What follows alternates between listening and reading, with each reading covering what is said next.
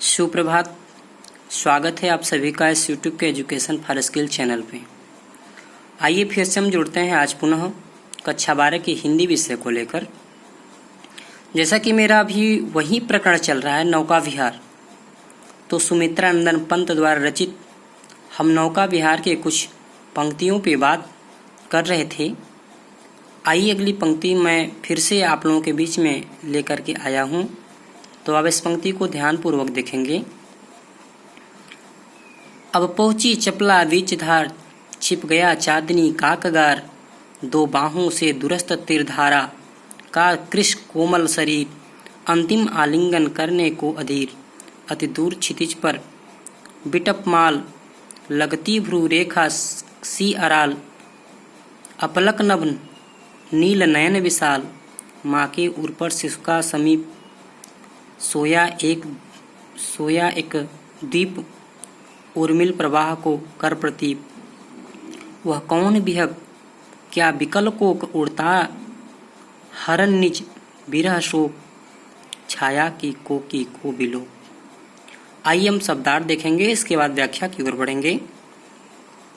अब पहुंची चपला बीच धार, चपला मीन से नाव। ऐसे चपला का मतलब होता है चंचल, लक्षणा से इसका अर्थ होगा नाव, तो चपला मीन्स नाव। छिप गया चांदनी का कगार, कगार का मतलब किनारा। दो बाहों से दुरस्त तीरधारा का कृश कोमल शरीर, दुरस्त मतलब दूर स्थित, तीर, तीर मीन से भी किनारा। कृश, कृश का मतलब होता है दुर्बल।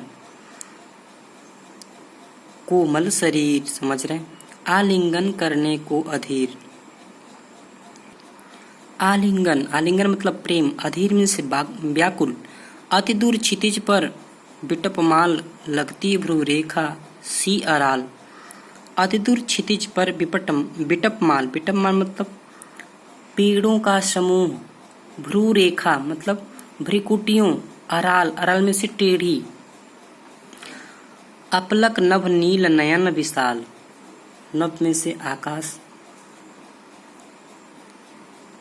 माँ के उर पर शिशुसा समीप, सोया धरा में एक द्वीप, माँ के उर पर शिशुसा, उर में से वक्षस्थल, शिशुसा छोटे बच्चे के समान, समीप सोया धरा में एक द्वीप, उस धरा में से धरती, उर्मिल प्रवाह को कर प्रतीप, उर्मिल का मतलब लहरों से जो युक्त हो, प्रतीप मतलब उल्टा, विपरीत दिशा में। वह कौन विहग, विहग का मतलब पक्षी, क्या विकल कोक, विकल में से व्याकुल, कोक में से चकवा, विकल कोक उड़ता रहने निज विरह को, विरह शोक, शोक में से दुख। आगे दिया है छाया की को बिलोक, बिलोक में से देखना, कोकी में से चकवी।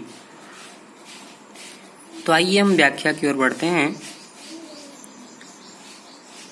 इन पंक्तियों में कवि ने चांदनी रात में गंगा में किए गए नौका विहार का वर्णन किया है।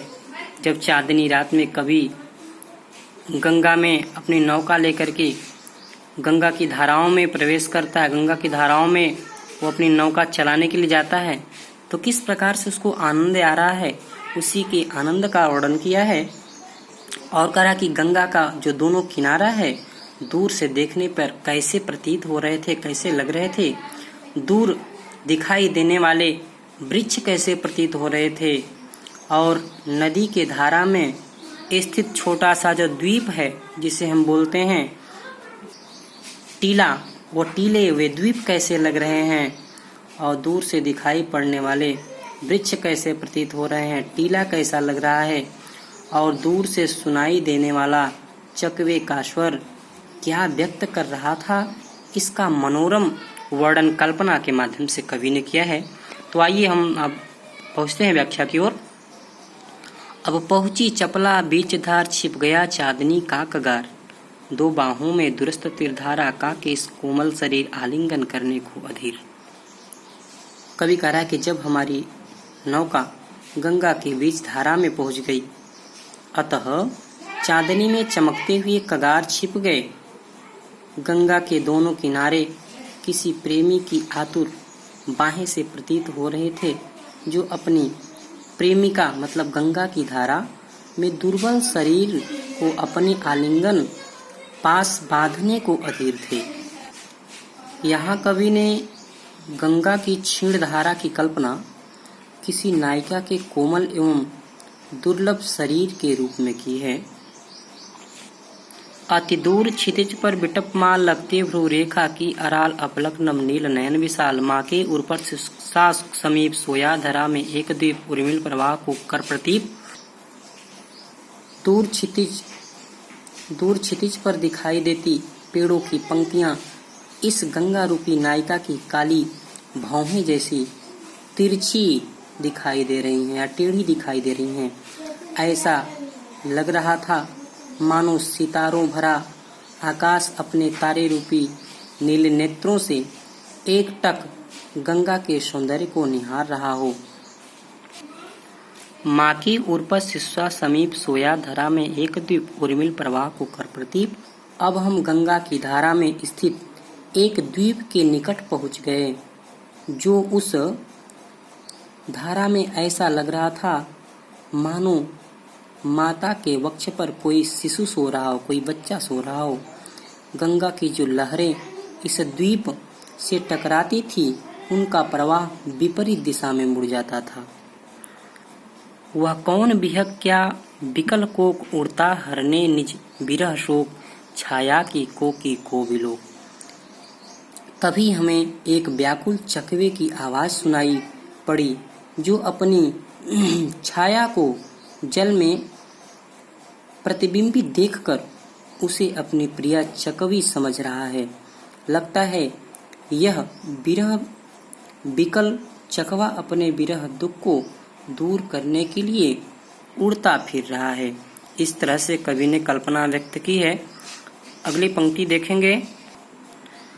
पतवार घुमा अप्रतुल भार, नौका घूमी विपरीत धार, डाड़ों के चल करतल पसार, भर भर मुक्ता फल फेन स्फार, बिखराते जल में तारहार, चांदी के शापोशी रलमल नाचती रश्मियां जल में चल, रेखाओं से खिंच तरल सरल, लहरों की लतिकाओं में खिल, सौ सौ उड़ झिलमिल, फैले फूल जल में फेनिल, अब उथला सरिता का प्रवाह, लग्गी ले ले सहज था, अब बढ़े घाट को सहुत्साह, ज्यों ज्यों लगती नाव पार, उर्मे अवलोकित सत विचार।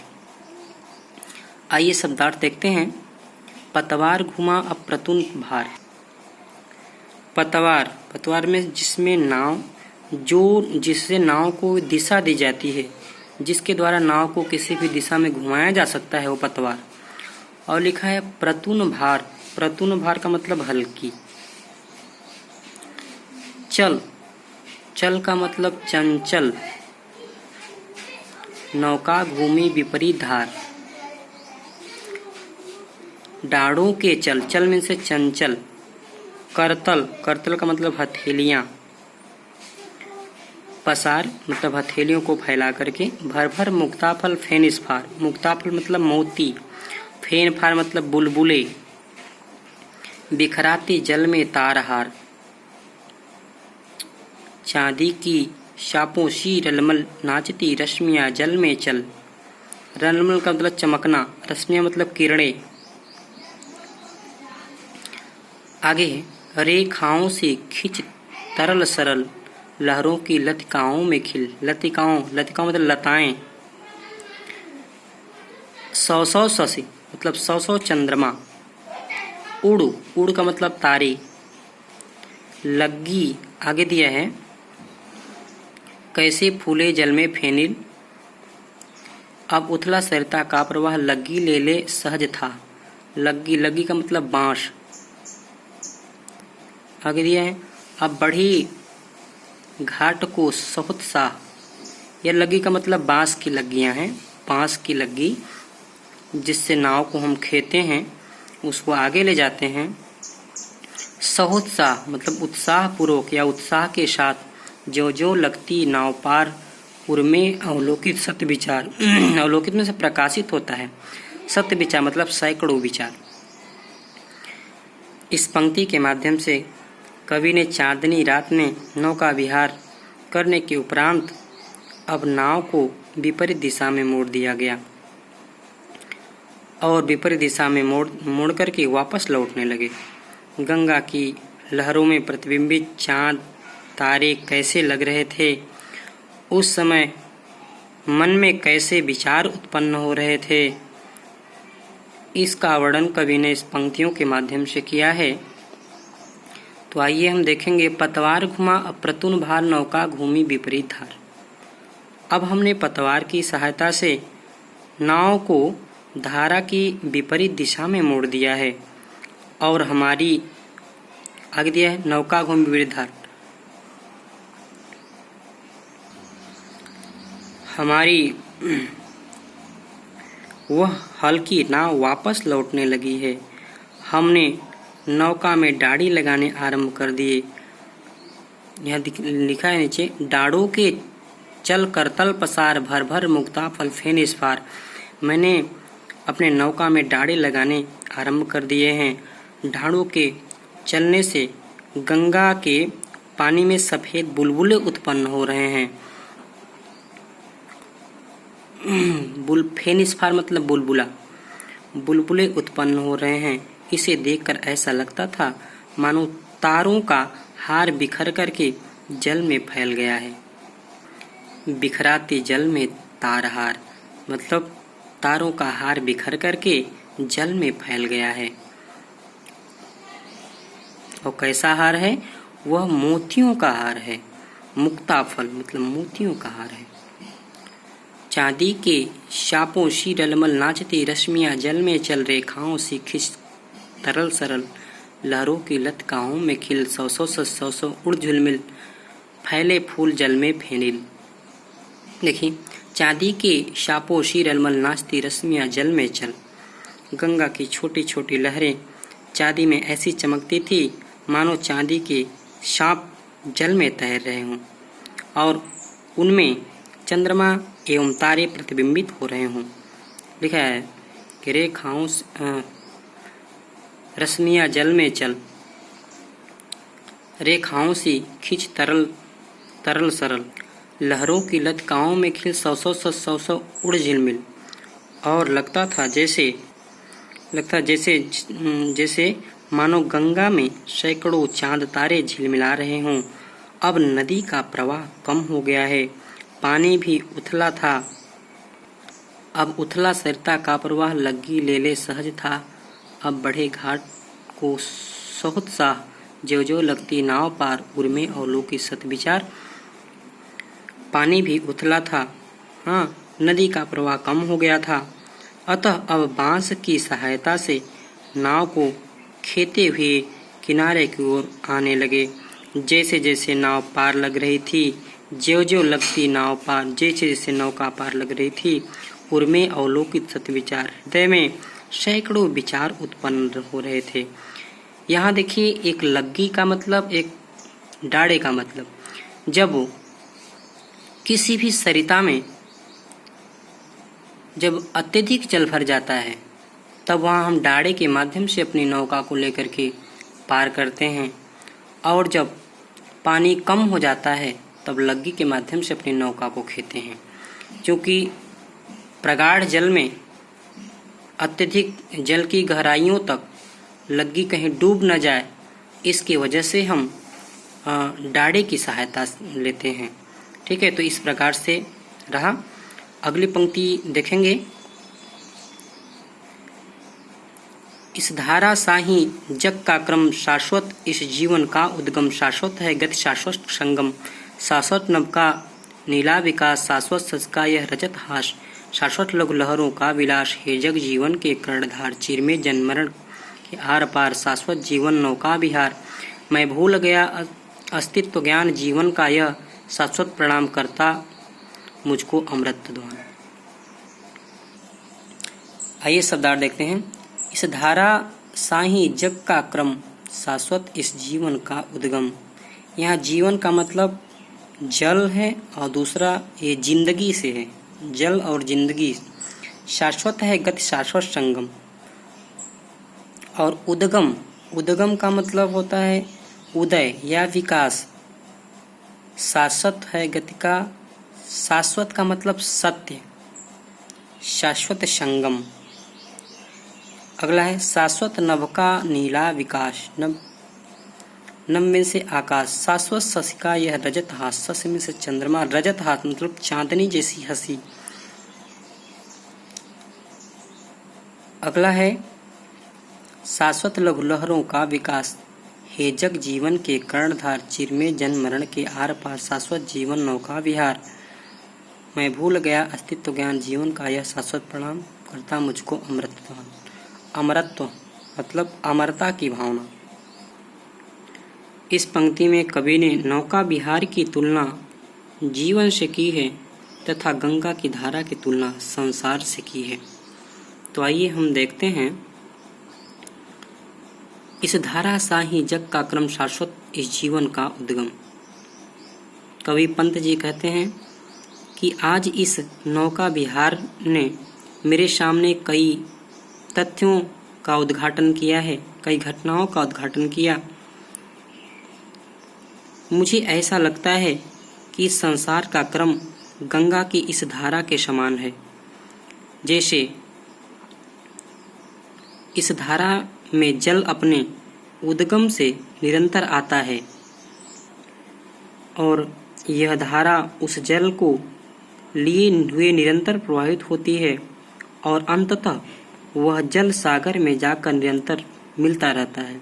अर्थात धारा में जल का उद्गम, प्रवाह और संगम, उद्गम, प्रवाह और संगम, ये तीनों क्रियाएं जो हैं वह निरंतर चलती रहती हैं। ठीक इसी प्रकार इस संसार में भी जीवन का उद्गम, गति और मृत्यु निरंतर चलती है। ये तीन क्रियाएं शाश्वत हैं, मतलब सत्य हैं।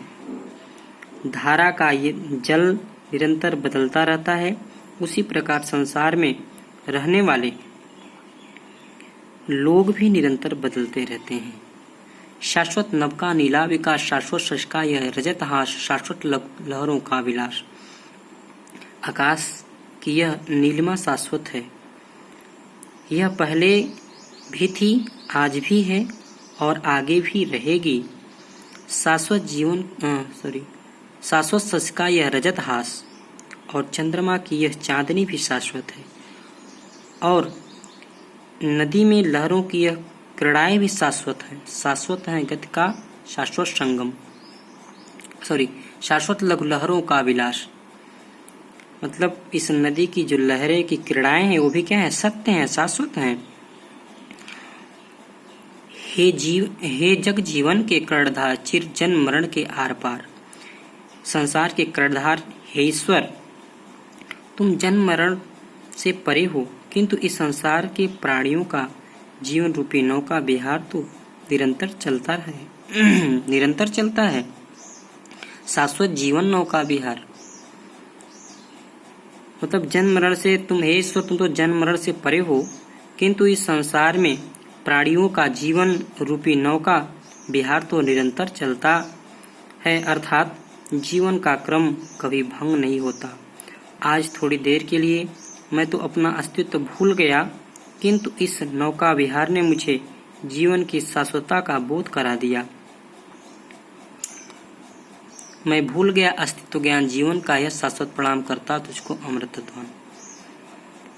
कह रहा कि मैं तो अपने जीवन का क्रम, मनुष्य के जीवन क्रम तो क्या होता है, भंग नहीं होता। आज थोड़ी देर के लिए मैं तो अपना अस्तित्व भूल गया था, किंतु इस नौका ने मुझे जीवन की शाश्वतता का बोध करा दिया तथा मेरे मन में मृत्यु का जो भय सदा के लिए जो भय बना था वह सदा के लिए क्या हो गया, समाप्त हो गया, समाप्त कर दिया इस नौका ने मुझे शाश्वतता का बोध करा के।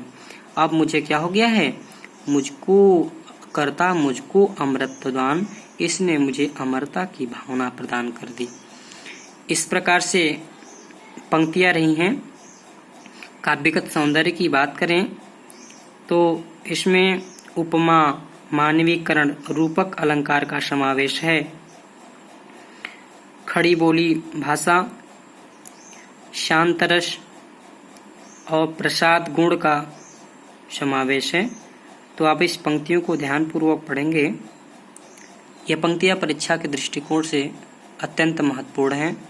बस आज के लिए इतना ही। फिर अगले वीडियो में एक नए प्रकरण के साथ मिलेंगे। धन्यवाद।